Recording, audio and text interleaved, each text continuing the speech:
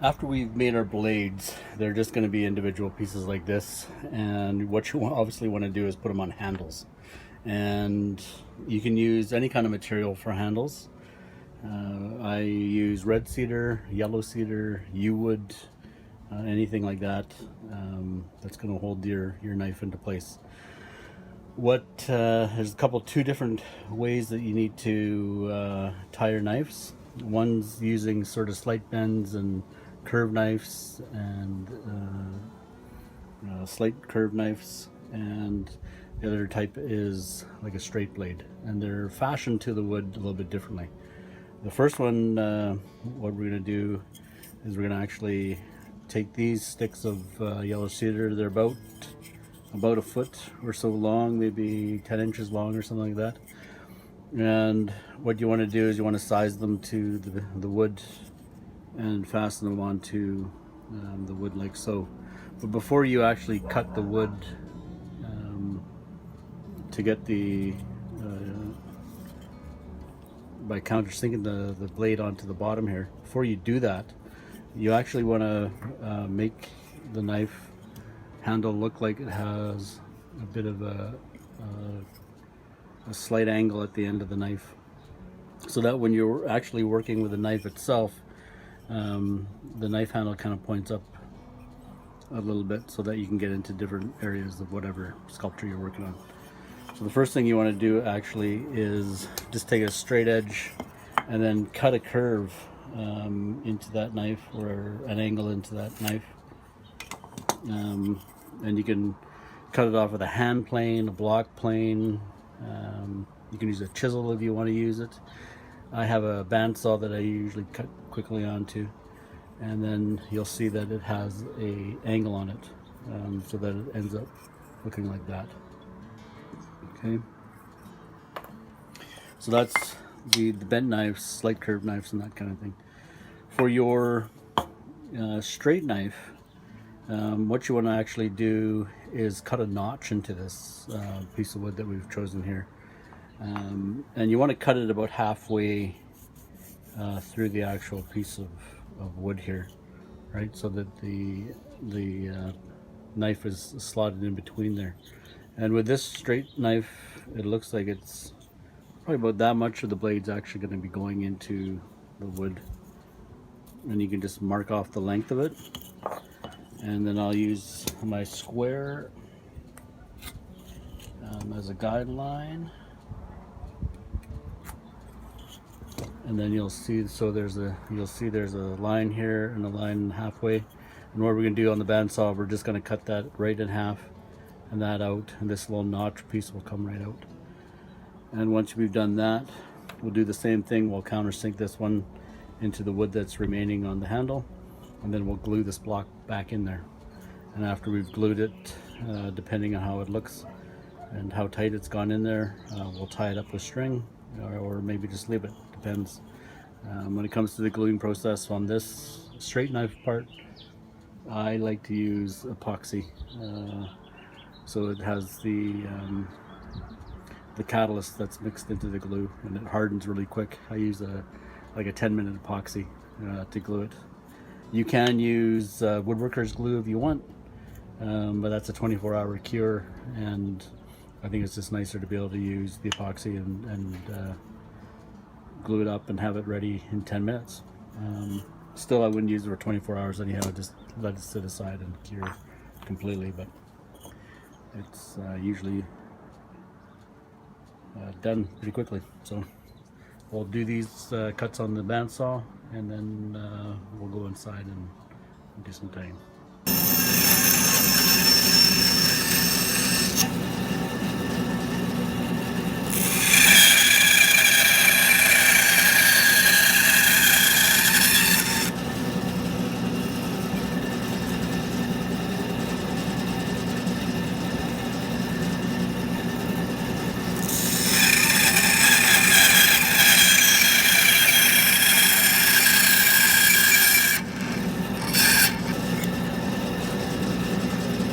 So after I've cut the the block of wood, this nice little piece of red cedar, I just quickly gave it a nice sand just to get some of these slivers and rough parts out of it, just so that I can handle it.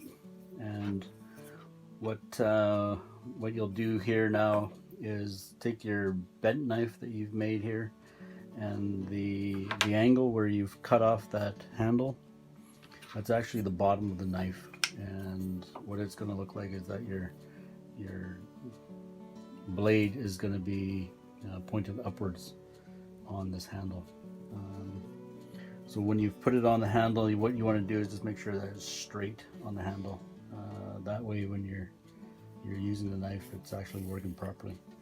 If it's on an angle, it just causes a bit of problems, and you have to adjust your cuts and that kind of thing. But so you just want to lay that piece of steel out on that blade out onto the handle and just trace around it with a pencil, and you'll see where you need to do your cuts. So from here we'll grab a straight knife and a really small chisel, and we'll just take this portion out of here so that this blade can sit in that place you're going to excavate. So we'll do that one next. So with your lines now cut or drawn on there, I just use a little flex cut detail knife. Does a really nice job with cutting. And what you want to do is you want to V-cut all the lines that you've just put in there. And when you're actually doing the cut itself, what you want to do is actually cut on the inside of those pencil lines, and that way you have a little bit of wood to play with regards to getting this to a nice snug fit. When you're inlaying this blade into this piece of wood, you want it the snuggest fit as you can so it doesn't move around. The moment it starts moving around, even if you glue it in and tie it on, your blade's going to have this little wiggle in it, and when you're carving, that's not really helpful. So you want to put as nice of a snug fit in there as possible. So what you want to do is just do a V-cut with this, and with the V-cut you're going to follow the pencil edge on the inside of that tracing that you just did. That way, like I said, you'll have like a 1/16 worth of wood just to have play around with. So V-cut on one side and then V-cut along the other side, and then when you V-cut, these things will just pop out. And when you're inlaying onto these knives, the steel into this wooden handle here, you don't want to make it flush when you actually put that knife in there. You don't want a flush finish, otherwise the string that you're going to put around it and tie onto it won't actually grasp onto anything. So you can just have it over the edge just a little bit. I'll show you what you mean as we go here. So just V-cut around the whole thing for now. Right, so a quick and easy 3 cuts on the edges here, and you can take another small chisel here. I got this small Japanese chisel, and rather than using it this way, like pushing along with the bevel on the top side here, I'm just going to flip it around up here and then push it along this way, and that way it won't have the tendency to actually be pushing along the wood and kind of digging in. It's just going to stay level with that. So we'll do this excavation here, we'll do with the chisel. And it's nice, I mean, the red cedar is nice and soft that you can actually carve it out pretty easily.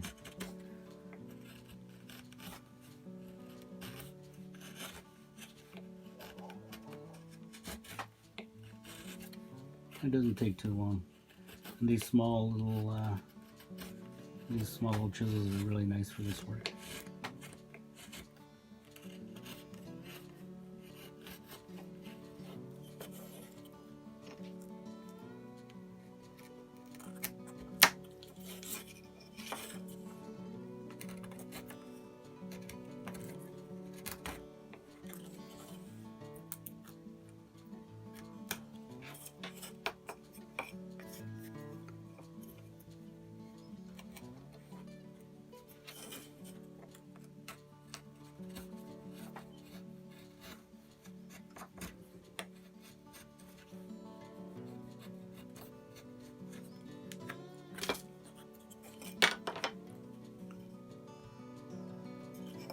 Okay, so after you've done the taking out that trough and have an inlay, you just want to test, make sure that it fits in there, and it does, that there's no movement to it, and you'll see that it's not quite flush with the end of the knife here. You want it a little bit up so that when you go to tie it, the string's actually pushing down on that steel and holding that into place. You can glue it after this. You can put a little glue there and then glue it in and then tie it at the same time. You don't have to, depending on how your inlay is. But what you want to do, and you see I marked it already, I just want to make this a little bit thinner, and so that's not so square. So I'll take it out to the bandsaw and square it off. And in doing so, I will also just round off the edges of the handle itself. And then after that, we'll come back, we'll cut in a little notch here, just so that when you're tying the string on, the piece doesn't, the string doesn't slide off the front. So we put a little notch on the end there, and it's basically just a V-cut on these three sides here, and the string will butt up against it when you tie it, and that way it won't come off the front. And then it's should be good to go. So we'll thin it out around the edges, put on the notch, and then we'll come back and tie it. So I'll show what you mean in a minute. Just mixing up a little bit of epoxy. You can see I'm using a kind of a thicker epoxy, and what I've added is a little bit of yellow cedar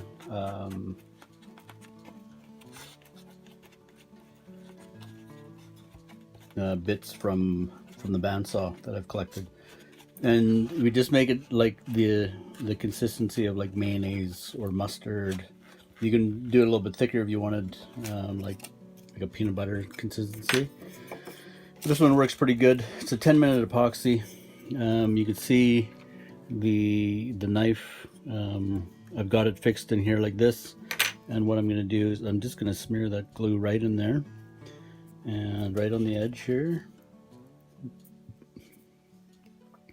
And I kind of, when I go to clamp it, I want everything kind of to squeeze out of there and fill up the gaps. So I'll put it on there, and then of course we'll put it on the other piece of wood here as well. So this wood's going to go over top like so. And when you're working with this epoxy, you got to kind of work a little bit fast, just in order for it to get all mixed in nicely, and so it doesn't start setting. You got about 5 minutes just to kind of work with it. 3 minutes really after you mixed it all up, and it sets in about 5-8 minutes. And what you're going to do is smear it on one side, smear it on the knife side, and then you're going to put your knife in there right into the trough that you've put out, and then you're going to take your other part and just put it right over top, and you'll see it's kind of squeezing out all around, which is what you want. And then what I'll do is I'll just tape right around it, and that way it keeps the glue in place, keeps the knife in place, and when you rip off the paint, the tape, the glue will remain where it needs to remain, and you can go back in afterwards and put a few more things into place for it. And so you got that one good to go. It's gluing up, and I'll just take a small clamp that I have here in the shop, put it on, and you'll see the glue kind of start coming out all over the place, which is good. It's actually a good thing.